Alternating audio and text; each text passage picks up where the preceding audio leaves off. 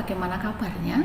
Tentunya anak-anak tetap semangat. Nah, untuk pembelajaran kita pada pagi hari ini kelas 2 masih melanjutkan di materi 3, yaitu saling mengasihi anggota keluarga.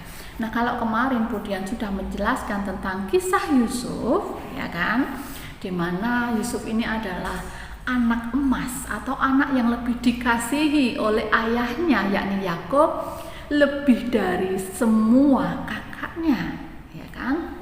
Sehingga semua kakaknya menjadi iri hati kepada Yusuf. Nah, dari iri hati itu maka timbullah kebencian. Kebencian yang disimpan maka timbullah apa? Kedengkian. Nah, oleh karena kedengkian tersebut semua kakaknya ambil tindakan, yaitu apa? Tindakan yang jahat terhadap Yusuf. Yusuf dilemparkan ke dalam sumur tua, kemudian ditarik keluar dan dijual kepada pedagang dari Midian dengan harga 30 keping perak. Oleh pedagang Midian, Yusuf dibawa ke Mesir dan dijual kepada Potifar. Dan Yusuf tinggal di rumahnya Potifar sebagai budak. Oleh karena Yusuf rajin, maka Potifar mengangkatnya menjadi mandor budak. Tetapi diam-diam istrinya Potifar itu cinta kepada Yusuf. Sampai suatu hari Potifar ada tugas keluar, maka semuanya diserahkan oleh Yusuf. Yusuf berkuasa atas semua rumahnya kecuali istrinya. Tetapi kesempatan itu digunakan oleh istri Potifar untuk menggoda Yusuf supaya apa? Berbuat dosa. Tetapi Yusuf dengan tegas menolaknya. Nah, oleh karena Yusuf menolaknya, maka istri Potifar menjadi sakit hati dan membuat suatu fitnahan, sehingga Yusuf langsung dijebloskan ke dalam penjara. Di dalam penjara Yusuf bertemu dengan seorang juru roti dan seorang juru minum, dan Yusuf bisa mengartikan mimpi keduanya. Juru minum dikembalikan kepada pangkatnya dan juru roti dihukum dengan hukuman gantungan, ya kan? Nah, kemudian Yusuf bisa mengartikan mimpi Raja Firaun, sehingga Yusuf diangkat menjadi raja muda di Mesir. Raja muda di Mesir itu setara dengan perdana menteri. Nah, Yusuf diberi gelar Safnat Paaneah, dan kemudian Yusuf dicarikan istri bernama Zipora dari anaknya imam, ya, seorang imam di On. Ya, Zipora ini anaknya seorang imam yang tinggal di On, begitu ya, menjadi istrinya Yusuf. Nah, pernikahannya Yusuf dengan Zipora dikarunia Tuhan itu 2 orang anak laki-laki bernama Efraim dan Manase, ya kan? Nah, kemudian terjadilah kelaparan. Yuk, kemudian lanjutkan ya. Mari kita mau belajar. Ketika bencana kelaparan terjadi, Yakub menyuruh anak-anaknya untuk membeli gandum di Mesir. Yusuf akhirnya bertemu dengan semua kakaknya. Namun semua kakaknya tidak mengenali Yusuf yang berpenampilan telah berubah. Nah, Yusuf kan seorang raja muda. Secara tidak langsung Yusuf mengenakan pakaian kebesaran, ya, pakaian kerajaan.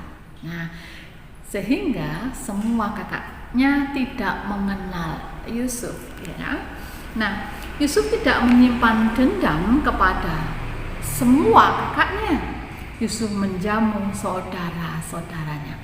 Jadi ketika semua kakaknya ini datang ke Mesir membeli gandum, maka Yusuf ini pura-pura ya menguji semua kakaknya. Dikatakan, apakah kalian ini seorang pengintai, seorang mata-mata, memata-matai negeri kami, sehingga kalau negeri kami lengah, negeri kalian akan menyerang negeri kami? Kemudian semua kakaknya berkata, bukan Tuhan, kami ini adalah 12 bersaudara, tetapi yang satu sudah tiada, jadi tinggal 11 bersaudara, dan kami tinggal di Kanaan bersama ayah kami dan ibu kami. Kan? Kemudian Yusuf menjamu mereka, jadi mereka dibawa ke ruang makan. Nah, Kemudian Yusuf menguji sikap semua kakaknya dengan cara memasukkan piala, tahu piala itu tempat minum raja ya, ke dalam karung gandum Benyamin, adik bungsu mereka. Ternyata semua kakaknya sudah berubah. Mereka mengasihi adiknya, yaitu siapa? Benyamin. Nah kan setiap karung kan ditulisi milik siapa begitu kan. Jadi kan anaknya Yakub ada 12 ya, termasuk Yusuf. Nah karung-karungnya ditulisi nama-namanya. Nah kebetulan karung gandum miliknya Benyamin itu diisi dengan piala tadi ya, untuk menguji apakah hatinya kakaknya ini masih jahat apa enggak. Nah ternyata kakaknya berkata begini kepada Yusuf, Tuanku, kami dapati di karung gandum milik adik kami Benyamin itu ada piala, tapi kami tidak mencuri. Maka Yusuf berkata, sekarang kamu harus pulang dan adikmu Benyamin bawa kemari. Kemudian salah satu kakaknya berkata begini, Tuanku, tidak mungkin, karena ayah kami sudah berkata bahwa adik kami itu harus tinggal di sana bersama ayah kami karena kakaknya sudah hilang. Dan jadi adik kami Benyamin tidak diperbolehkan kemari. Kemudian Yusuf berkata, kalau begitu harus ada jaminan. Jadi salah satu di antara kalian harus tinggal di sini dan yang lain cepat bilang kepada ayahmu dan adikmu Benyamin bawa kemari. Nah, kemudian ada yang tinggal di istana tersebut ya, di rumahnya Yusuf. Kemudian yang sebagian pulang menceritakan semua kepada Yakub. Kemudian Yakub menangis. Bagaimana mungkin aku akan merelakan Benyamin pergi bersama kalian? Aku nggak sanggup kehilangan Benyamin, begitu Yakub ya ayahnya. Tapi Yehuda berkata, Bapak, orang itu berkata harus bawa adik kami Benyamin. Tolonglah Bapak, karena kami mengaku kami itu 12 bersaudara. Yang satu sudah nggak ada. Kami tinggal bersama Bapak dan ibu kami di Kanaan. Kemudian Yakub berkata, mengapa kalian harus jujur kepada orang itu? Ayolah Bapak, tolonglah kami sehingga saudara kami itu bisa keluar. Ya begitu. Akhirnya baiklah, Yakub menyetujui Benyamin dibawa. Nah, ketika Benyamin dibawa, ya kan, kemudian menghadap Yusuf. Yusuf ini tidak tahan lagi. Dia menangis di kamar mandi. Dia pergi ke kamar mandi dan menangis. Aku sangat bahagia melihat semua saudaraku ada komplit lagi 11 orang.